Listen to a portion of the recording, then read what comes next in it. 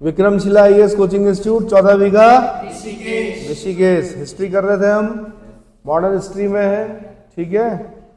तो विदेशी शक्तियों का आगमन, जो व्यापारिक शक्तियां थी वो कौन कौन आए उसके बारे में कर रहे थे। तो पुर्तगाली कर लिए हमने, डच कर लिए, अंग्रेज पे थे हम लोग, ठीक है।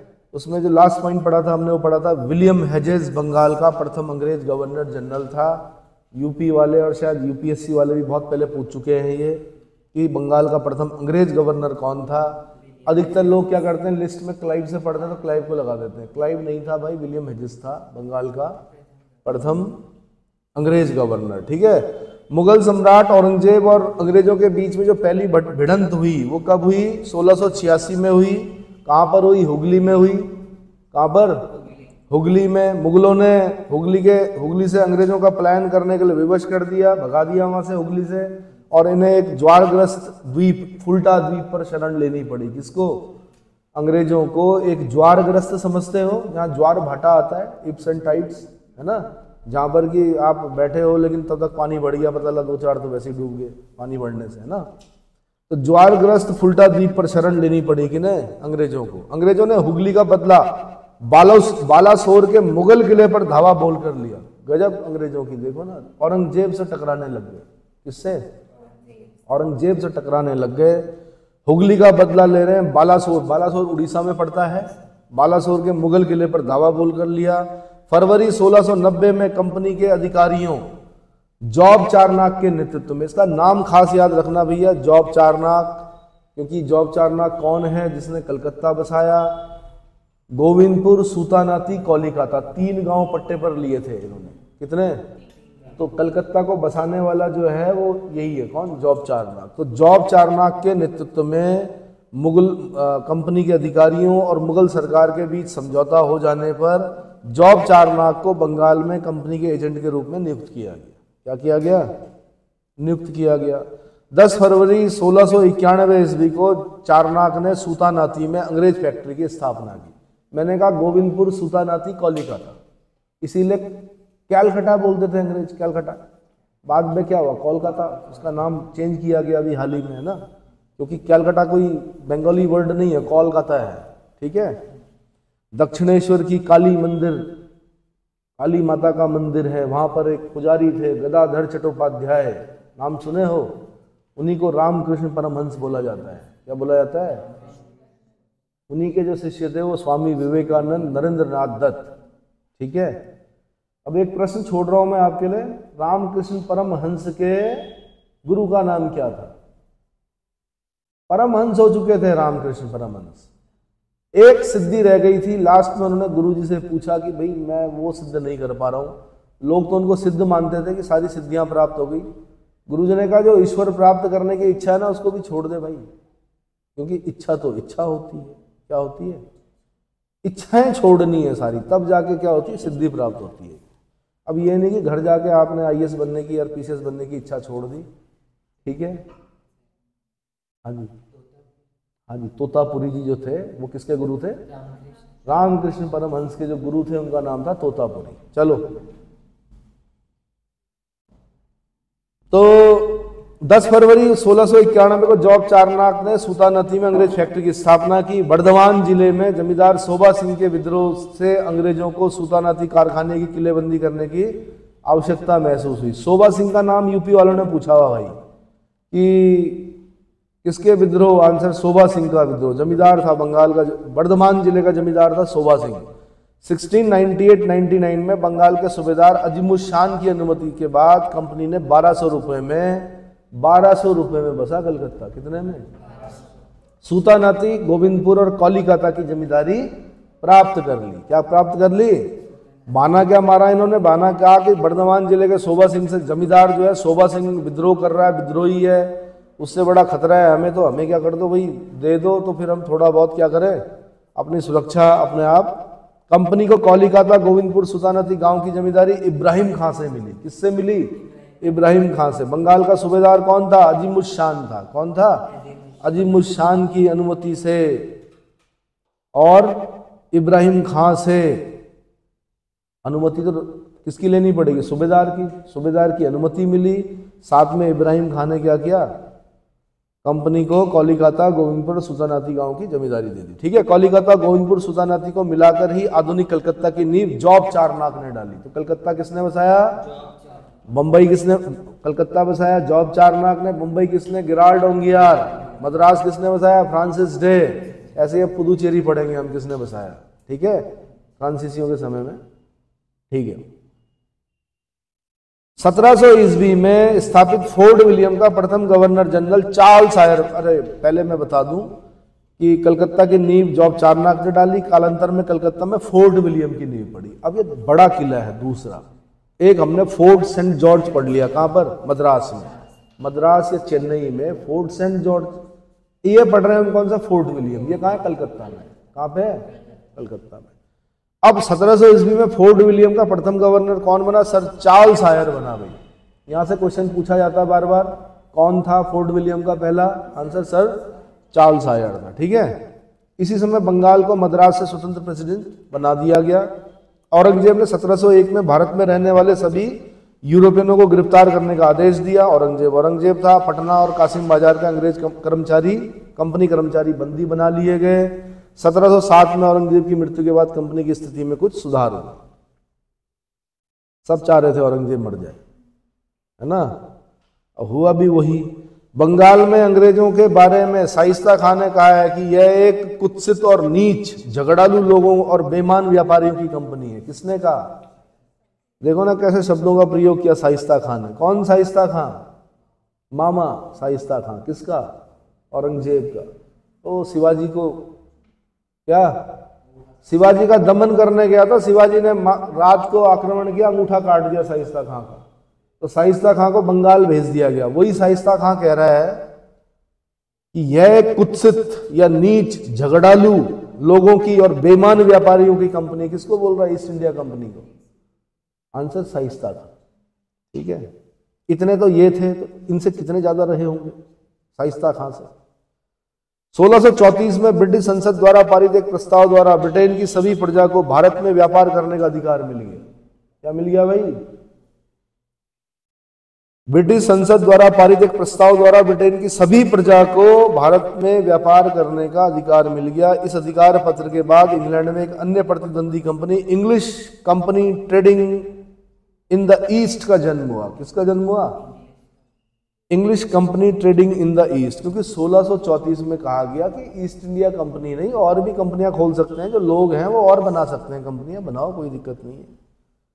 इस कंपनी ने व्यापारिक विशेषाधिकार प्राप्त करने के लिए विलियम नॉरिस को औरंगजेब के दरबार में भेजा था। कभी किसके दरबार में? William Norris. English company trading in the east, in the east, William Norris नाम याद रखना है। औरंगजेब से मिला था। नई और पुरानी ईस्ट इंडिया कंपनी का आपस में विलय करने का निर्णय 22 जुलाई 1702 में लिया गया। दोनों कंपनियों का विलय अर्ल ऑफ गोडोलफिन के निर्णय के अनुसार 1708-9 में कर दिया गया। भाई ये दो कंपनियां बड़ी थी तो इनको मर्ज किया गया। क्या किया गया? बाद में मर्ज किया गया। एक पुरानी ईस्ट इंडिया कंपनी थी, एक नई खुल गई थी। कौन सी? English company trading in the East. तो दोनों को मिलाकर जो नाम बना, संयुक्त कंपनी का नाम रखा गया था यूनाइटेड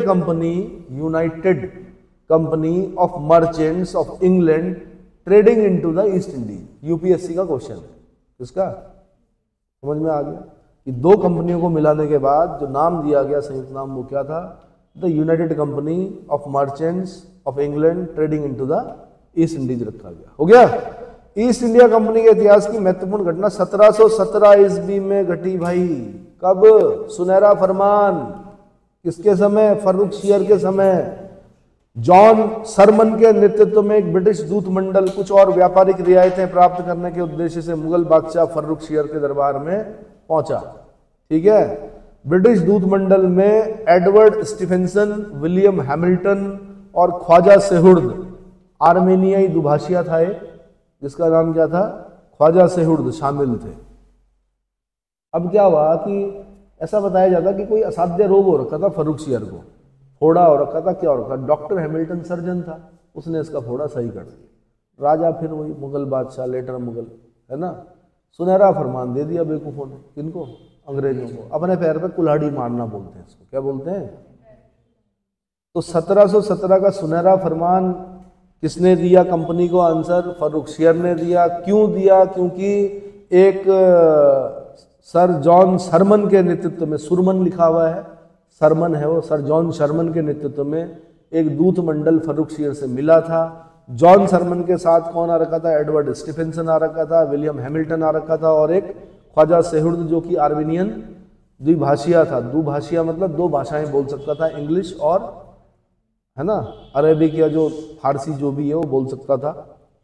सर्जन ने, यानी हैमिल्टन का नाम इंपॉर्टेंट होता है, इसका हैमिल्टन ने उसके असाध्य रोग को सही कर दिया, और खुश होकर फर्रुखसियर ने बंगाल, हैदराबाद और गुजरात के सूबेदारों के नाम 3 फरमान जारी किए। इनके नाम? बंगाल, हैदराबाद और गुजरात। हैदराबाद में निजाम, बंगाल का नवाब, गुजरात में भी होगा कोई ना कोई, है ना। बंगाल में 3000 रुपए वार्षिक कर अदा करने पर कंपनी को उसके समस्त व्यापार में सीमा शुल्क से मुक्त कर दिया गया।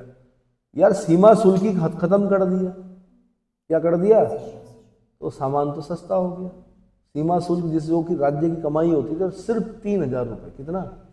उस जमाने में हो सकता बड़े हो 3000 रुपये, लेकिन 3000 रुपये में बंगाल में क्या बोल दिया गया भाई कि आप बिना सीमा शुल्क दिए व्यापार कर सकते हैं। इस फरमान द्वारा कंपनी को कलकत्ता के आसपास के 38 गांवों को खरीदने का भी अधिकार दे दिया गया। 38 गांव, वही तो है कलकत्ता। कलकत्ता इतना बड़ा क्यों बना? इसीलिए बना, 38 गांव बसा दिए। फर्रुखसियर द्वारा दिए गए फरमान द्वारा बंबई में ढले सिक्कों को समूचे मुगल साम्राज्य में चलाने की भी छूट मिल गई। यानी अंग्रेज जो अपने सिक्के डाल रहे थे बंबई में, उनको मान्यता दे दी फर्रुखसियर ने, कोई नहीं कि आप चलाओ, कोई दिक्कत नहीं है। धात्विक सिक्के हैं ना, धातु की अपनी कीमत होती है, पर यार राजा को समझना चाहिए था कि इस पर मेरा वो नहीं है। क्या सिक्के प्रभु सत्ता का प्रतीक होते हैं, जब तक मेरी फोटो बनी रहेगी तब तक प्रभु सत्ता किसकी है? मेरी है। आपने ईस्ट इंडिया कंपनी के सिक्कों को भी क्या कर दिया? समूचे भारत में चलेंगे कि ठीक है चलेंगे तो चलेंगे। क्या हुआ फिर? सूरत के फरमान द्वारा 10,000 रुपए वार्षिक देने पर कंपनी के समस्त व्यापार को आयात निर्यात कर से मुक्त कर दिया गया। गुजरात में सूरत में जो इंपोर्ट टैक्स और एक्सपोर्ट टैक्स पड़ता था, इंपोर्ट एक्सपोर्ट टैक्स, वो भी खत्म कर दिया। सिर्फ 10,000 रुपए वार्षिक, 10,000 रुपए वार्षिक के बदले में। तभी तो बोल रहे हैं सुनहरा फरमान। क्या बोल रहे हैं? और कौन दे सकता था? लेटर मुगल दे सकते थे, बेवकूफ फर्रुखसियर ने दे दिया। फर्रुखसियर द्वारा कंपनी को प्रदत्त फरमान कालांतर में दूरगामी परिणाम वाला सिद्ध हुआ। ओम महोदय ने इस फरमान को कंपनी का महाधिकार पत्र, मैग्ना कार्टा की संज्ञा दी है। किसने? ओम महोदय ने, लेखक हैं, वो लिखते हैं कि कंपनी का महाधिकार पत्र था, ये मैग्ना कार्टा था। बंगाल के नवाब मुर्शीद कुली खान ने फर्रुखसियर द्वारा दिए गए फरमान के बंगाल में स्वतंत्र प्रयोग को नियंत्रित करने का प्रयास किया थोड़ा बहुत, लेकिन नहीं कर पाया। मराठा सेनानायक कान्होजी अंग्रिया ने पश्चिमी तट पर अंग्रेजों में स्थिति काफी कमजोर बना दिया था। ठीक है, कुछ खास नहीं। कान्होजी अंग्रिया का नाम याद रखना खाली। अब नाम है भैया, अब आते हैं फ्रांसीसी। किस पे आते हैं? फ्रांसीसी। देर में आए यार, इन्होंने क्या कर दिया? इन्होंने देर कर दिया। अगर ये टाइम पे आ जाते तो शायद ऐसा हो सकता था, डुप्ले जैसे अगर इनके पास क्या होते, गवर्नर होते, तो मेरे ख्याल से कर ही देते कुछ ना कुछ। चलो, अन्य यूरोपीय कंपनियों की तुलना में फ्रांसीसी भारत में देर से आए।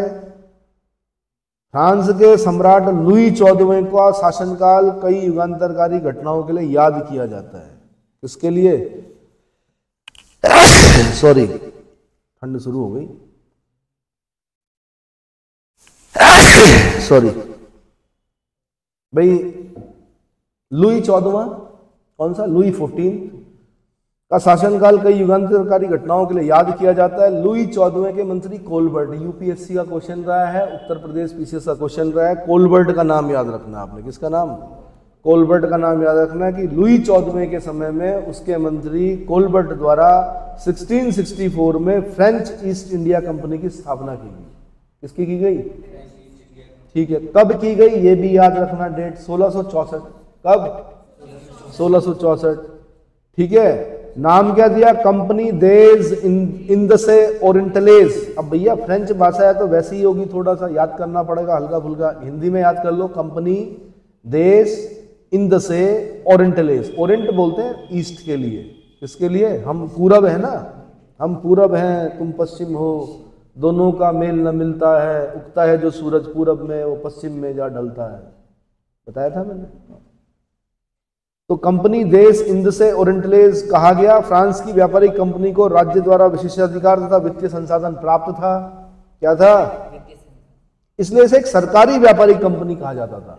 और ध्यान रखना, जब सरकार का हस्तक्षेप होगा तो वो उस तरह से नहीं काम कर पाएगी जिस तरह से ईस्ट इंडिया कंपनी कर रही है, ठीक है। 1667 में फ्रांसिस कैरो के नेतृत्व में एक अभियान दल भारत के लिए रवाना हुआ, जिसने 1638 ईस्वी में सूरत में अपने पहले व्यापारिक कारखाने की स्थापना की। एक तो फ्रांसिस कैरो का नाम याद करना है आपने, कौन? Francis Caro. दूसरा नाम याद रखना, 1668 सूरत में पहली व्यापारिक कारखाना, सूरत 1668 पहला व्यापारिक कारखाना फ्रांसीसियों का। क्लियर हो गया? 1669 यानी 1669 में मरकारा ने गोलकुंडा के सुल्तान से अनुमति प्राप्त करके मसूलीपट्टनम में दूसरी फ्रेंच फैक्ट्री की स्थापना की।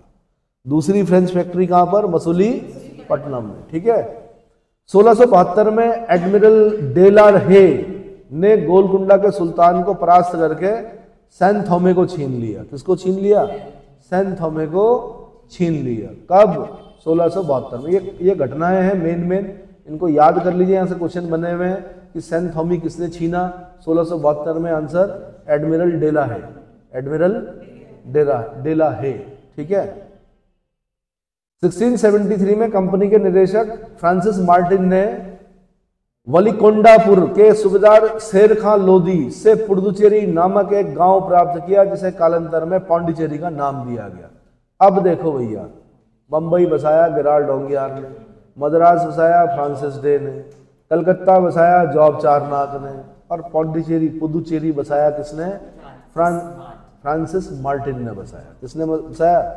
फ्रांसिस मार्टिन ने बसाया। क्लियर हो गया? पांडिचेरी का नाम से जाना जाता है फ्रांसिस, फ्रैंको मार्टिन भी बोलते हैं इसको, फ्रांसिस मार्टिन या फ्रैंको मार्टिन को भारत में फ्रांसीसी बस्ती का वास्तविक संस्थापक माना जाता है। तो अगर आपसे क्वेश्चन पूछ लिया कि भारत में फ्रांसीसी बस्ती का वास्तविक संस्थापक कौन है, तो आपने बोलना फ्रैंको मार्टिन या फ्रांसिस मार्टिन। 1674 में बंगाल के सूबेदार शाइस्ता खां द्वारा, कौन शाइस्ता खां? मामा शाइस्ता खां, औरंगजेब के मामा जी हैं, सम्मान दो, क्या करो, दो माँ के बराबर होते हैं, है ना। भले शिवाजी, छत्रपति शिवाजी ने क्या कर दिया, अंगूठा काट दिया हो, सम्मान मतलब बार बार याद करने के लिए बोल रहा हूं, कोई नतमस्तक नहीं होना है, याद करना है। शाइस्ता खां बंगाल में कौन है? शाइस्ता खां देख रहा है इतने समृद्ध क्या राज्य को औरंगजेब के समय में। 1674 में बंगाल के सूबेदार शाइस्ता खां द्वारा फ्रांसीसियों को प्रदत्त स्थान पर 1690-92 में चंद्रनगर की स्थापना की गई। किसकी स्थापना की गई भाई? चंद्रनगर, ठीक है। डचों ने अंग्रेजों की सहायता से 1693 ईस्वी में पुदुचेरी को छीन लिया, लेकिन 1697 में संपन्न रिजविक की संधि के बाद पांडिचेरी पुनः फ्रांसीसियों को प्राप्त हो गया। तो मैंने आपसे बोला कि डचों ने अंग्रेजों की सहायता से पुदुचेरी को छीना, रिजविक की संधि के बाद पुदुचेरी पुनः फ्रांसीसियों को वापस करना पड़ा, ठीक है। 17 रिजविक की संधि याद करनी है आपने, कब की है? 1697 की पुदुचेरी फिर दोबारा प्राप्त हो गई। 1701 में पुदुचेरी को पूर्व में फ्रांसीसी बस्तियों का मुख्यालय बनाया गया और मार्टिन को भारत में फ्रांसीसी मामलों का महानिदेशक नियुक्त किया गया। पांडिचेरी के कारखाने में ही मार्टिन ने फोर्ट लुई का निर्माण कराया। भाई इनका राजा लुई है तो लुई कराएंगे, क्या कराएंगे? लुई। तो फोर्ट लुई, इसका किला, लुई का किला, वहां लुई 14वां था, वो कोलबर्ट जिसका मंत्री था, ठीक है। तो फोर्ट लुई का निर्माण कराया पुदुचेरी के कारखाने में ही मार्टिन ने फोर्ट लुई का निर्माण कराया। देखो जब आप ये पढ़ते हो ना, कभी पुदुचेरी जाएंगे तो ध्वंसावशेष होंगे फोर्ट लुई के, जब आप देखेंगे तो तब समझ में आएगा आपके कि यार किताब में पढ़ना अलग चीज होती है, और जब आप अपनी आंखों से देखते हो ना तब समझ में आता है कि क्या था। समझ में आया भाई? जैसे ताजमहल है, आप पढ़ रहे हो ऐसा है वैसा है, लेकिन जब खुद देखोगे आंखों से तब पता चलेगा आपको ताजमहल है क्या, कुतुब मीनार क्या है, बृहदेश्वर मंदिर क्या है, रानी की बाव क्या है। खाली पढ़ने से नहीं बैठता वो दिमाग में, ठीक है। तो फोर्ट लुई का निर्माण कराया। मार्टिन ने भारतीय व्यापारियों और राजाओं के साथ निष्पक्षता और न्यायपूर्ण व्यवहार करके उनका व्यक्तिगत विश्वास, सम्मान और आदर प्राप्त किया। 1607 में मार्टिन की मृत्यु के बाद फ्रांसीसी बस्ती एवं व्यापार के स्तर में कमी आई। अब वही 1731 में आ रहा हूं सीधे में। चंद्रनगर के प्रमुख के रूप में फ्रांसीसी गवर्नर ड्यूप्ले, कौन? मैंने कहा था सहायक संधि को सबसे पहले इंट्रोड्यूस करने वाला व्यक्ति कौन था? ड्यूप्ले। लेकिन वो उसको ढंग से क्या इंप्लीमेंट नहीं कर पाया। बाद में वेलेजली ने सहायक संधि क्या की। वेलेजली अंग्रेज था, ड्यूप्ले फ्रांसीसी था, पर उसका दिमाग काफी तेज था जिसका ड्यूप्ले का। तो सहायक संधि इंट्रोड्यूस करने वाला पहला व्यक्ति है। जब क्वेश्चन पूछा तो उसका आंसर ड्यूप्ले होता है। भले ही भारत में वेलेजली ने सबसे ज्यादा प्रयोग किया किसका? सहायक संधि का। उसने कुछ संशोधन किए और अंग्रेजी राजाओं पर थोप दिया उसको, ठीक है। फ्रांसीसी गवर्नर ड्यूप्ले की नियुक्ति के बाद ही एक बार फिर फ्रांसीसियों में उत्साह दिखा। 1706 से 1720 ईस्वी के बीच फ्रांसीसी प्रभाव का भारत में ह्रास हुआ। परिणाम स्वरूप 1720 ईस्वी में कंपनी को इंडीज की चिरस्थायी कंपनी यानी परपीचुअल कंपनी ऑफ द इंडीज के रूप में पुनर्निर्माण हुआ। फ्रांसीसियों ने 1721 ईस्वी में मॉरिशस, 1724 में मालाबार, मालाबार में कहा माहे, केरला वाली साइड में माहे, ठीक है। 1739 में करेकाल पर अधिकार कर लिया। मैंने आपको बताया भी कि पुदुचेरी के 4 पार्ट हैं आज भी। सबसे ऊपर यनम है, उसके बाद पुदुचेरी, उसके बाद माहे उस तरफ है, बाईं तरफ। पूछ रहा हूं मैं ऊपर नीचे क्रम में, बताओ मुझे। अरे सबसे ऊपर यनम है, उसके बाद लाइन में बोल रहा हूं। भले ही 3 इस तरफ है, 1 इस तरफ है, लेकिन जब हम भारत में देखेंगे तो माहे कहां पर है और पुदुचेरी कहां पर है? ऊपर नीचे क्रम में पूछ रहा हूं मैं। सबसे पहले यनम है, उसके बाद पुदुचेरी, उसके बाद माहे। भले ही बाई साइड में है, लेकिन लाइन खींचेंगे तो क्रम उत्तर से दक्षिण के सही क्रम में माहे, उसके बाद करेकाल। ये याद रखना। अगर यूपीएससी का प्रश्न बना रहा होता तो मैं ऐसे ही पूछता, उत्तर से दक्षिण में सही क्रम बताओ, तो तब दाएं बाएं मत करना, ठीक है। 3 दाईं तरफ हैं, यनम, पुदुचेरी, करेकाल, लेकिन उधर माहे है कहाँ? केरला वाली साइड में। तो उसको भी लाइन पर लाकर उत्तर से दक्षिण में सही क्रम लगाना है। क्लियर हो गया? ठीक है। हाँ जी। तो 1721 ईस्वी में भाई मॉरिशस, क्या मॉरिशस कहाँ पड़ता है? मॉरिशस, ये पड़ता है मॉरिशस, इधर देखो। हाँ जी, पोर्ट लुइस कैपिटल है उसकी, मॉरिशस की। भारतीय मूल के लोग रहते हैं। कौन रहते हैं? ये रहा मॉरिशस। जब आप मेडागास्कर अफ्रीका की तरफ जाएंगे तो मेडागास्कर के राइट साइड में देखना मॉरिशस। मेडागास्कर, मालागासी के राइट साइड में मॉरिशस दिखेगा। भारतीय मूल के लोग रहते हैं यहाँ। कौन रहते हैं? गन्ना होता है। अच्छा, गन्ना खेती करने गए थे कभी? तो 1721 में मॉरिशस, 1724 में मालाबार में स्थित माही यानी केरला वाली साइड में माहे, माही मतलब माहे, और 1739 में करेकाल पर अधिकार कर लिया। भारत में फ्रेंच ईस्ट इंडिया कंपनी की स्थापना व्यापारिक उद्देश्यों से की गई थी। राजनीतिक युद्ध इनके लक्ष्यों में नहीं था। राजनीतिक युद्ध इनके लक्ष्यों में नहीं था। फ्रांसीसियों ने किलेबंदी अंग्रेजों और डचों से सुरक्षा के लिए तथा सिपाहियों की भर्ती उनकी प्रतिरक्षा के लिए की थी। वो यहाँ पर साम्राज्य स्थापित नहीं करना चाह रहे थे। वो क्या चाह रहे थे? व्यापार करना। लेकिन अंग्रेज दूसरी तरफ से क्या कर रहे थे, और फिर डच भी। तो फिर इन्हें करना पड़ा, किलेबंदी करनी पड़ी, ठीक है। 1742 ईस्वी के बाद फ्रांसीसी भी व्यापारिक लाभ कमाने की तुलना में राजनीतिक उद्देश्यों की पूर्ति की दिशा में सक्रिय हो गए। परिणाम स्वरूप अंग्रेज और फ्रांसीसियों में युद्ध प्रारंभ हो गया। लेकिन अब आपने पढ़ने भाई कर्नाटक के युद्ध। क्या पढ़ने हैं? अब जो दक्षिण भारत में कर्नाटक है वो क्या बन गया? युद्ध भूमि बन गया। किनकी? फ्रांसीसियों की और अंग्रेजों की। लड़ाई वहां भी चल रही यूरोप में। कहाँ? यूरोप में भी चल रही। जब वहां लड़ाई चल रही यहाँ भी शुरू हो जा रही। जब वहां संधि हो रही तो यहाँ भी संधि हो जा रही, ठीक है। ढूंढ रहे हैं कि कोई हमसे सहायता मांगे। तो कहीं पर उत्तराधिकार का युद्ध चल रहा, तो किसी ने कहा भाई मुझे सहायता चाहिए, तो फ्रांसीसी कह रहे हाँ हम तुमको सहायता देंगे। उसके जो अगेंस्ट है उसको अंग्रेज सहायता दे रहे, युद्ध हो रहे हैं। तो यहाँ से क्वेश्चन बनते हैं। इसलिए कर्नाटक युद्धों की डेट, किन किन संधियों के साथ समाप्त हुए वो, और इनके बीच में जो छोटे मोटे युद्ध होंगे उनके नाम, ये याद करने हैं आपने। क्या याद करने हैं? ठीक है भाई। अंग्रेजों और फ्रांसीसियों के बीच लड़े गए युद्ध को कर्नाटक युद्ध के नाम से जाना गया। कोरोमंडल समुद्र तट पर, कोरोमंडल समझ रहे हो, तमिलनाडु का जो तट है उसको कोरोमंडल बोलते हैं। कोरोमंडल समुद्र तट पर स्थित क्षेत्र जिसे कर्नाटक या कर्नाटक कहा जाता था, पर अधिकार को लेकर इन दोनों कंपनियों में लगभग 20 वर्ष तक संघर्ष हुआ। कितने? 20 वर्ष तक संघर्ष हुआ। कोरोमंडल समुद्र तट पर स्थित किलेबंद, मद्रास और पुदुचेरी क्रमशः अंग्रेजों और फ्रांसीसियों क्या तो सामरिक दृष्टि से महत्वपूर्ण बस्तियां थी। तत्कालीन कर्नाटक दक्कन के सूबेदार का नियंत्रण में था, जिसकी राजधानी कहाँ थी? अर्काट। कर्नाटक की राजधानी कहाँ थी भाई? प्रथम कर्नाटक युद्ध क्यों हुआ ये पढ़ना है आपने, ठीक है।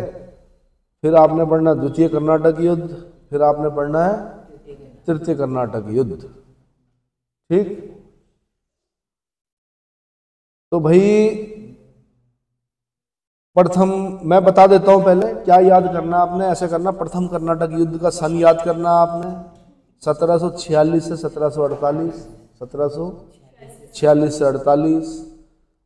ऑस्ट्रिया के उत्तराधिकार युद्ध का विस्तार मात्र था। वहां पर लड़ाई चल रही थी यूरोप में, उसका विस्तार मात्र था। यहां पर भी क्या हो गई? लड़ाई हो गई। एक्सला शापेल की संधि से समाप्त हुआ। किससे हुआ? संधि वहां हुई यूरोप में, असर कहाँ पड़ा? यहाँ पर पड़ा। यानी फ्रांसीसी अंग्रेज जो लड़ रहे थे उन्होंने भी युद्ध समाप्त कर दिया। उन्होंने कहा भाई वहाँ पे एक्सला शापेल की संधि हो गई, यहाँ पे भी क्या करो? युद्ध समाप्त करो, ठीक है। एला शापेल भी बोलते हैं, एक्सला शापेल भी बोलते हैं, कहीं पर चापेल लिखा होता था पहले पुरानी किताबों में। तो कर्नाटक का प्रथम युद्ध 1746 से 48 सैन टोमे के युद्ध के नाम से भी जाना जाता है। 1748 में हुआ था सैन टोमे का युद्ध, ठीक है, कुछ खास नहीं। कर्नाटक का द्वितीय युद्ध जो हुआ वो 49 से 54 तक हुआ, 1749 से 1754 के बीच में हुआ। इसको अंबर का युद्ध या अंबूर का युद्ध भी बोलते हैं। इसके मेन जो युद्ध है अंबूर का युद्ध 1749 में हुआ। कर्नाटक तथा हैदराबाद की आंतरिक मामले में विवाद चल रहे थे, उनका फायदा उठाया अंग्रेजों और फ्रांसीसियों ने। बाद में पुदुचेरी की संधि हुई, समाप्त हो गया। क्या हो गया? कर्नाटक का तीसरा युद्ध 1756 से 63 के बीच में लड़ा गया। वांडीवास का युद्ध जो था वो सबसे निर्णायक युद्ध था। बैटल ऑफ वांडीवास 1760, ठीक है, 22 जनवरी 1760 को लड़ा गया। सप्तवर्षीय युद्ध के नाम से जाना जाता है इसको। किस नाम से? किस युद्ध को सप्तवर्षीय युद्ध के नाम से जाना जाता है? कर्नाटक का तृतीय युद्ध किस संधि से समाप्त हुआ? पेरिस की संधि से। 3 संधियां याद करनी है आपने, एक्सला शापेल की संधि, पांडिचेरी की संधि, पेरिस की संधि, ठीक है। 3 युद्ध याद करने हैं आपने, सैन टोमे का युद्ध, अंबूर का युद्ध और वांडीवास का युद्ध। प्रथम कर्नाटक युद्ध, द्वितीय कर्नाटक युद्ध, तृतीय कर्नाटक युद्ध। युद्ध देखो काफी लंबे चलते हैं, लेकिन उसके बीच में एक बैटल फील्ड पर जो बड़ा युद्ध लड़ा जाता है उसका नाम याद करना है। जैसे वांडीवास 1760, वांडीवास तो मैंने आपको बताया भी था यार। 1759 में अंग्रेज बेदरा का युद्ध लड़ रहे हैं। क्या लड़ रहे हैं? बेदरा का युद्ध लड़ रहे हैं। बेदरा के युद्ध में डचों को हमेशा के लिए बाहर कर दिया। किसने? अंग्रेजों ने। 1 साल बाद 1760 में वांडीवास का युद्ध लड़ रहे हैं। उसमें फ्रांसीसियों को बुरी तरह पराजित कर रहे हैं अंग्रेज। क्या कर रहे हैं? बुरी तरह पराजित कर रहे हैं। और पराजित कर रहे हैं तो लेकिन चंद्रनगर सॉरी ये क्या नाम है, कुछ बस्तियां फ्रांसीसियों की अपने पास ही रहती, मतलब फ्रांसीसी अधिकार नहीं छोड़ते हैं, जैसे पांडिचेरी वाला पार्ट, ठीक है। 1761 में वो ऊपर पानीपत का युद्ध हो रहा है। कौन कौन लड़ रहे हैं? मराठे और अहमद शाह अब्दाली। तो मराठों से खतरा था अंग्रेजों को। अंग्रेज इनको तो हरा चुके थे, डचों को हरा दिया बेदरा में। 1759 में बेदरा में किसको हरा दिया? डचों को हरा दिया। 60 में फ्रांसीसियों को हरा दिया। अब बारी थी मराठों की। मराठों को अहमद शाह अब्दाली ने हरा दिया। वहां काम किसने कर दिया? अंग्रेजों का काम आसान हो गया ना। 1761 पानीपत का तृतीय युद्ध, फिर 1764 में बक्सर का युद्ध। अब अंग्रेज क्या कर रहे हैं? बंगाल, बिहार, बंगाल, अवध और मुगल सम्राट, इन तीनों को हरा रहे। 65 में फिर संधि हो जा रही है इलाहाबाद की। 2 जगह संधियां हो रही, 2 संधियां हो रही। दीवानी का अधिकार मिल जा रहा है इनको। क्या मिल रहा? मतलब अंग्रेज देखो ना कितनी तरक्की कर रहे हैं जल्दी। यानी कहा तो यहाँ पे अभी पहले जब आए व्यापारी के रूप में, कहा जी साम्राज्य नहीं, हम तो केवल व्यापार करने आए हैं। बाद में क्या किया? साम्राज्य स्थापित कर दिया। तो ये क्रम भी याद करना पड़ेगा आपको। बेदरा का युद्ध, वांडीवास का युद्ध, third battle of Panipat. Third battle of Panipat के सामने लिखना पड़ेगा आपको। कि ऊपर हरियाणा में थर्ड बैटल ऑफ पानीपत चल रहा है अहमद शाह अब्दाली और मराठों के बीच में, और दक्षिण भारत में हैदर अली क्या हो गया, सर्वे सर्वा हो गया, कहाँ का, मैसूर का। ये भी लिखना पड़ेगा, ठीक है। 1700 क्या बोलते हैं 64 में बक्सर का युद्ध हो रहा, वो क्या नाम है उसका, हेक्टर मुनरो अंग्रेज, वो मुगल सम्राट सालम सेकंड बंगाल के अपदस्थ नवाब मीर कासिम अवध के नवाब सुजाउद्दौला को हरा दे रहा। फिर 65 में संधि हो रही इलाहाबाद की संधि अवध की अलग हो रही और मुगल सम्राट से अलग हो रही। बंगाल बिहार उड़ीसा की दीवानी मिल जा रही, डाकू राज्य शुरू हो जा रहा। के.एम. पणिक्कर बोल रहे हैं डाकू राज्य था अंग्रेजों का राज्य बंगाल में।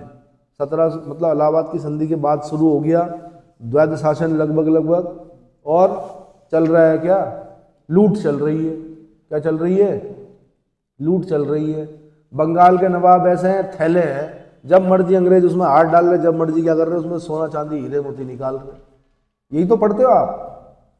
अब देखो भैया इतिहास कैसा था, ये थोड़ा संदेहास्पद तो है, मतलब हमें हर जगह हरा वही दिखाया गया है, और इससे हमारी मानसिकता पर थोड़ा सा क्या प्रभाव पड़ा है। और जहां पर जो वीर लोग थे उनका उल्लेख ही नहीं कर रखा। क्या नहीं कर रखा, जैसे सिख पढ़ाया तो सिखों में क्या किया कि महाराजा रणजीत सिंह तो मजबूरी है उनको कि बताना ही पड़ेगा क्योंकि सबको पता है, लेकिन नलवा जी के बारे में बताया नहीं।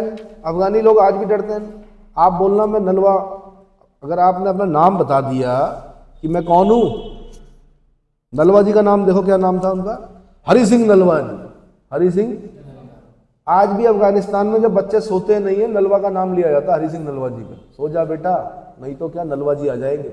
इतनी मार, इतना क्या किया उन्होंने वहां, अफगानियों को संघर्ष जो हुआ ना उसमें हरि सिंह नलवा जी का बहुत बड़ा योगदान है। रणजीत सिंह जी का तो है ही है, पर इनका भी कम नहीं है। किनका, विश्वसनीय मंत्री जो थे, तो इनका इतिहास ढंग से बताया नहीं, न पिक्चरें बनी ऐसी। पिक्चरें नहीं बनेंगी तो आपको पता ही नहीं चलेगा, है ना। पिक्चरों में तो आपको यह बताया गया क्या, जो नहीं पढ़ता है वो टॉप आता है कि क्या आता है, पढ़ना नहीं है, पढ़ने की जरूरत नहीं है, टीचर की रिस्पेक्ट करने की भी जरूरत नहीं है। क्या करो, दारू पियो रात को, और जो आपका शिक्षक है उसके घर के आगे जाके क्या करो, गंदा कर दो, और वो आपका क्या बन गया, आइडियल बन गया। अरे 3 इडियट भाई, कई लोग उसका बड़ा बड़ा एग्जाम्पल देते हैं। आपके दिमागों के साथ खेला जा रहा है। क्या किया जा रहा है, आपको बताया जा रहा है कि नहीं ऐसे नहीं, बेइज्जती कर दो टीचर की। कहाँ, क्लास में टीचर खाली रटवाते हैं, भाई रटवाते ही नहीं है। और दूसरी पिक्चर कौन, और दूसरे उसमें दूसरे किरदार कौन है, उनको मतलब जोकर दिखा रखा। टीचरों को कैसे दिखा रखा, जोकर। अरे भाई चाहे मुन्ना भाई MBBS हो, यार मेडिकल कॉलेज के हेड हैं उनको दिखा रखा जोकर, और एक जो मवाली है उसको दिखा रखा बढ़िया डॉक्टर है कि ऐसे होते हैं इलाज। लेकिन आपको दिमाग के साथ खेलकर आपके हीरो अलग हो गए, आपके जो विलन है वो अलग हो गए। उस चीज को भी समझने का प्रयास करें, ठीक है। ऐसे इतिहास में है, इतिहास में जहां पर बताना चाहिए वहां पर डिटेल है ही नहीं, क्वेश्चनिंग भी नहीं होती है, वहां से क्या करें। तो भाई अब प्रथम कर्नाटक युद्ध, द्वितीय कर्नाटक युद्ध, तृतीय कर्नाटक युद्ध, इनका डिटेल करना है। कितना अभी बता दूं, डिटेलिंग बता देता हूं, छोटा सा ही है। प्रथम कर्नाटक युद्ध, ऑस्ट्रिया पता है ना, ऑस्ट्रेलिया अलग है, ऑस्ट्रिया अलग है। ऑस्ट्रिया की कैपिटल वियना है, यूरोप में पड़ता है।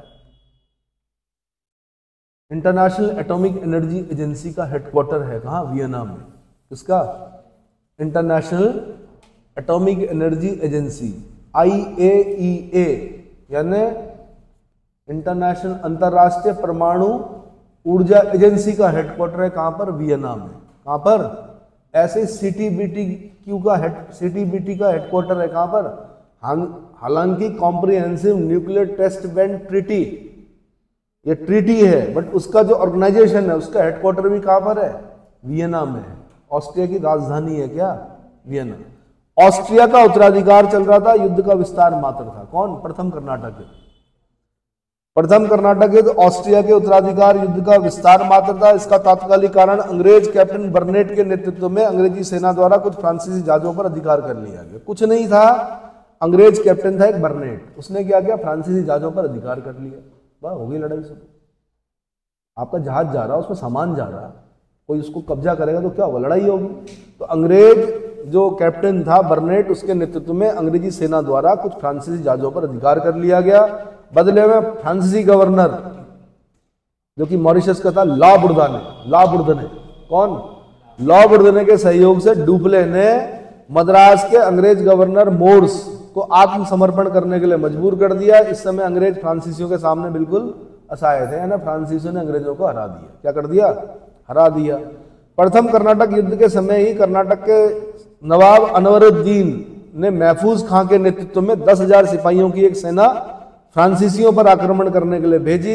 कैप्टन पैराडाइज के नेतृत्व में फ्रांसीसी सेना ने सेंट टोमे के युद्ध में नवाब को पराजित कर दिया। गजब हो गया। प्रथम कर्नाटक युद्ध चल रहा था, बीच में कूद पड़ा कौन, कर्नाटक का नवाब अनवरुद्दीन। उसने महफूज खां के नेतृत्व में 10,000 सैनिक भेज दिए। उन 10,000 सैनिकों को हरा दिया किसने, कैप्टन पैराडाइज ने। पैराडाइज ने क्या कर दिया, यानी फ्रांसीसी सेना ने कैप्टन पैराडाइज के नेतृत्व में सेंट टोमे के युद्ध में नवाब जो कि जिसके दम पर चल रहा था सारा, उसको ही हरा दिया। तो क्या हुआ भाई, क्या हुआ फिर हुआ ये कि जून 1948 में अंग्रेज रियर एडमिरल बोस्काबेन के नेतृत्व में एक जाजी बेड़े ने पुदुचेरी का घेरा, ये तो अलग है भाई। क्या हुआ था उसके बाद, नवाब को पराजित कर दिया, है ना, ठीक है। हाँ, अंग्रेज रियर एडमिरल बोस्काबेन के नेतृत्व में एक जाजी बेड़े ने पुदुचेरी को घेरा, परंतु सफलता नहीं मिली। यूरोप में अंग्रेजों और फ्रांसीसियों के बीच ऑस्ट्रिया में लड़े जा रहे उत्तराधिकार के युद्ध की समाप्ति हो गई। 1748 में एक्सला-शापेल की संधि हो गई, वहां संधि हो गई तो यहां पर भी संधि हो गई। युद्ध क्या हो गया, समाप्त हो गया। ठीक है, तो प्रथम कर्नाटक युद्ध किस संधि से समाप्त हुआ, क्वेश्चन पूछेगा। प्रथम कर्नाटक युद्ध, आंग्ल कर्नाटक युद्ध, या कर्नाटक युद्ध किसके, कर्नाटक बोलो खाली, प्रथम कर्नाटक युद्ध किस संधि से समाप्त हुआ, आपने बोलना एक्सला-शापेल की संधि से समाप्त हो गया। ठीक है, वहां चल रही है वो संधि, कहां, यूरोप में। वहां पर भी दुश्मन है, अंग्रेज और फ्रांसीसी आपस में लड़ रहे हैं ऑस्ट्रिया के उत्तराधिकार को लेकर।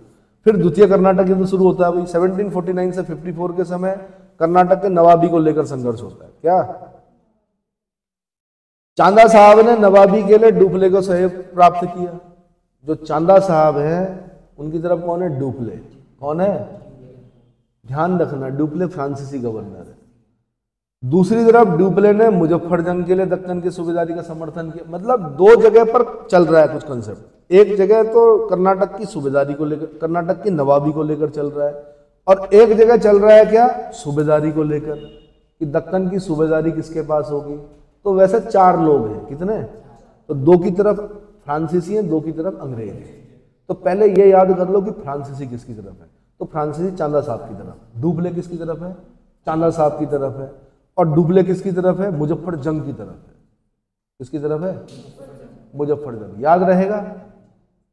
मुजफ्फरजंग चाह रहा मैं दक्कन का सूबेदार बन जाऊं, चांदा साहब चाह रहे कि मैं कर्नाटक का नवाब बन जाऊं। दोनों अलग अलग चीजें हैं।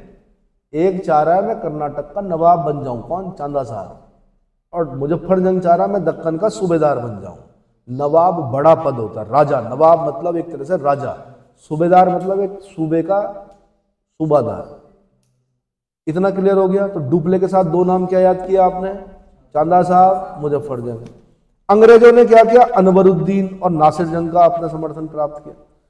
उधर अनवरुद्दीन भी बनना चाह रहा, क्या, कर्नाटक का नवाब। अंग्रेज किसको बनाना चाह रहे, अनवरुद्दीन को। नासिर जंग बनना चाह रहा दक्कन का सूबेदार। नासिर जंग का साथ भी कौन दे रहे, अंग्रेज। तो 2 फ्रांसीसियों के साथ नाम याद रखो, 2 अंग्रेजों के साथ। अब दोनों अलग अलग चल रहा पूरा कंसेप्ट है। चांदा साहब ने 1749 में अंबूर के युद्ध में अनवरुद्दीन को क्या कर दिया, पराजित कर दिया और उसकी हत्या कर दी। इसकी, जिसका साथ अंग्रेज दे रहे थे, जिसका साथ, चांदा साहब के साथ कौन है, फ्रांसीसी। इसका मतलब फ्रांसीसी जीत रहे, इसका मतलब क्या हुआ? चांदा साहब ने 1749 में अंबर का युद्ध भी बोलते हैं, अंबूर के युद्ध में अनवरुद्दीन को पराजित करके मार डाला और कर्नाटक के अधिकांश हिस्सों पर अधिकार कर लिया, लेकिन मुजफ्फर जंग दक्कन की सूबेदारी हेतु अपने भाई नासिर जंग से पराजित हुआ। किससे? अब देखो ना, अब सुनो, नवाबी कर्नाटक का नवाब फ्रांसीसी जीत गए और दक्कन के सूबेदारी में अंग्रेज जीत गए। क्या जीत गए?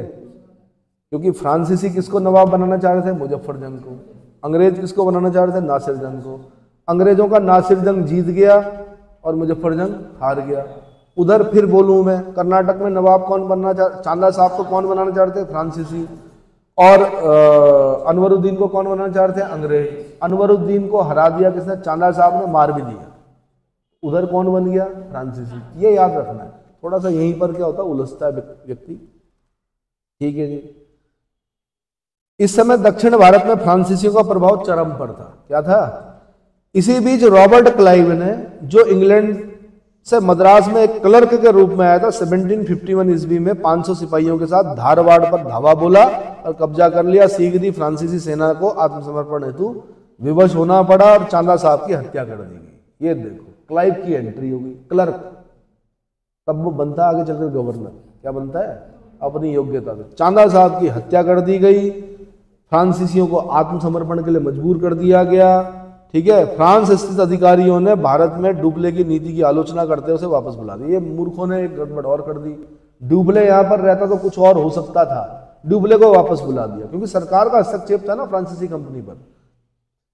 उसके स्थान पर गोदहे को भेज दिया। गोदहे ऐसा आदमी था, हाँ जी क्या जीता हमने आपका, ये तो वापस ले लो। क्या जीता? वापस ले लो। सारा वापस कर दिया। कौन? कई बार तो याद करने के लिए थोड़ा मिलता जुलता नाम गोदहे है ना। गौ भी है, क्या है, ठीक है, वैसे नहीं करना चाहिए पर मैं बता रहा हूं। ठीक है। गोदहे को 1 अगस्त 1954 को गवर्नर बना दिया गया। डुप्ले के बारे में J.R. मैरियट ने कहा है कि डुप्ले ने भारत की पूंजी मद्रास में तलाश करने की भयंकर भूल की, क्लाइव ने से बंगाल में खोज लिए। अब देखो ना, ये यहां लड़ रहे, कहां? जो डुप्ले है वो भारत की कुंजी मतलब चाबी, भारत पर शासन करने की जो चाबी है वो कहां ढूंढ रहा है? कहां ढूंढ रहा है? मतलब J.R. मैरियट कह रहे हैं कि मद्रास में ढूंढ रहा हो। कहां ढूंढ रहा? क्लाइव कहां ढूंढ रहा? बंगाल में। 1757 प्लासी का युद्ध पता है ना? कहां पर हो रहा है? प्लासी, बंगाल में हो रहा है। तो क्लाइव कहां ढूंढ रहा है उस चाबी को? सबसे समृद्ध राज्य में ढूंढ रहा है। कहां पर? बंगाल में। तो सही लिखते हैं J.R. मैरियट कि डुप्ले ने भारत की पूंजी कहां खोजी? मद्रास में। लेकिन क्लाइव ने कहां खोजी? बंगाल में। क्योंकि 1757 का युद्ध जैसे ही जीतते हैं उसके बाद तब तक हम बोलते हैं कि यार ये तो षड्यंत्र था, झड़प थी, पहले से पता था कि सिराजुद्दौला ने क्या करना है, हारना है। उसके बाद 1764 क्या था? 1764 युद्ध था भाई। अंग्रेजों ने अपनी सर्वश्रेष्ठ सैनिक शक्ति का परिचय देते हुए 3 बड़ी शक्तियों को हरा दिया। समझ में आ गया कि इस देश पे कौन शासन करेगा? अंग्रेज करेंगे। समझ में आ गया? अब तृतीय कर्नाटक युद्ध होता भाई 1756 से 63। तात्कालिक कारण क्या था? क्लाइव और वाटसन द्वारा बंगाल स्थित चंद्रनगर पर अधिकार। चंद्रनगर किसका? फ्रांसीसियों का। क्लाइव क्या कर रहा है? चंद्रनगर पर अधिकार कर रहा है। चंद्रनगर कहां है? बंगाल में है। कहां है? क्लाइव और वाटसन द्वारा बंगाल स्थित चंद्रनगर पर अधिकार। इस युद्ध के अंतर्गत अंग्रेज और फ्रांसीसियों के बीच वांडी वॉश का युद्ध हुआ। यह निर्णायक युद्ध था। वांडी वॉश 1760 में लड़ा गया। इसमें क्या हुआ भाई? 22 जनवरी 1760 को लड़े गए वांडी वॉश के युद्ध में अंग्रेज सेना आयरकूट, यहां से क्वेश्चन बनता है कि अंग्रेजों का नेतृत्व तो कौन कर रहा था भाई? आयरकूट कर रहा था। आयरकूट ने क्या कर दिया? फ्रांसीसी सेनापति लाली को पराजित कर दिया। लाली के नेतृत्व में कौन लड़ रहे थे? लाली, याद रहे, अच्छा नाम है लाली, फ्रांसीसी। लाली को हरा दिया किसने? आयरकूट ने। किसने? इस युद्ध में फ्रांसीसी पराजित हुए और यही पराजय भारत में उनके पतन की शुरुआत थी। 16 जनवरी 1761 को पांडिचेरी पर अंग्रेजों ने अधिकार कर लिया। भारत में फ्रांसीसी शक्ति की असफलता के प्रमुख कारण क्या थे? एक तो फ्रांसीसी सरकार का असहयोग, कंपनी का सामंती स्वरूप और अत्यधिक शाही नियंत्रण। ठीक है। इंग्लैंड की नौसैनिक सर्वोच्चता, इंग्लैंड की जो नौसेना थी वो क्या थी? सर्वोच्च थी, इस समय सबसे ताकतवर थी। फ्रांसीसी सेनापति डुप्ले, बुसी आदि की तुलना में अंग्रेजी सेनापति क्लाइव, लॉरेंस, आयरकूट अधिक सूझबूझ वाले थे। ये पतन के कारण थे। अभी हंस लो, मेंस में आएगा क्वेश्चन। कितने नंबर का? 4 नंबर का, 50 शब्दों में लिखना होगा, इतना ही लिखना है। क्या लिखना है?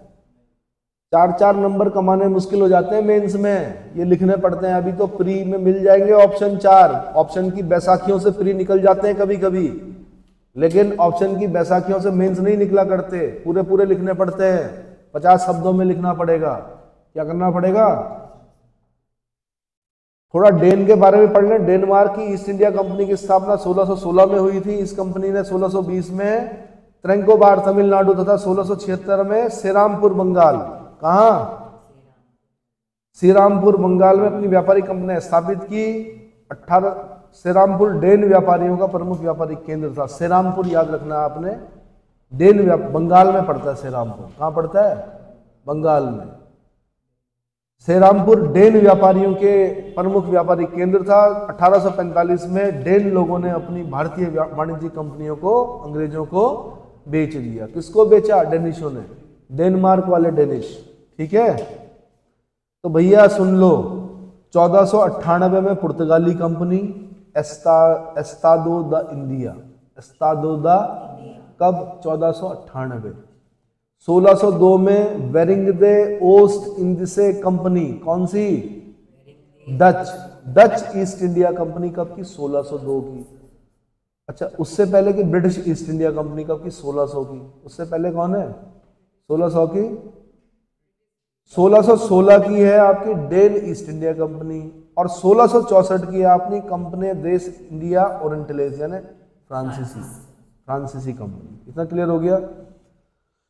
सबसे ज्यादा बार पूछा गया प्रश्न, भारत में यूरोपीय व्यापारी कंपनियों के आगमन का क्रम क्या है? तो आपने बोलना पुर्तगाली, फॉर्मूला बना दीजिए, उसके बाद डच, उसके बाद अंग्रेज, उसके बाद डेन। डेन भले ही हमने लास्ट में पढ़े, पर डेन पहले आ गए थे, और उसके बाद फ्रांसीसी। क्या याद करोगे? सबसे पहले पुर्तगाली और सबसे लास्ट में फ्रांसीसी। सबसे पहले पुर्तगाली, सबसे लास्ट में फ्रांसीसी। बीच में अब 3 याद करो, कौन? डच, अंग्रेज, डेन। तो याद करना, डी से डच, अंग्रेज के लिए क्या करोगे? ई, इंग्लैंड वाले, और फिर डेनिश, डेनमार्क वाले। ठीक है, भारत में पुर्तगाली सबसे पहले आए थे भाई, 1498 में आ गए थे। सबसे बाद में गए 1961 में। कौन सा ऑपरेशन? ऑपरेशन विजय चलाना पड़ा उनको भगाने के लिए। ठीक है, तो ये यहां पर क्या होता है? समाप्त होता चैप्टर। इसके बाद अब मैं कराऊंगा ईस्ट इंडिया कंपनी और बंगाल के नवाब। ठीक है, अगले लेक्चर।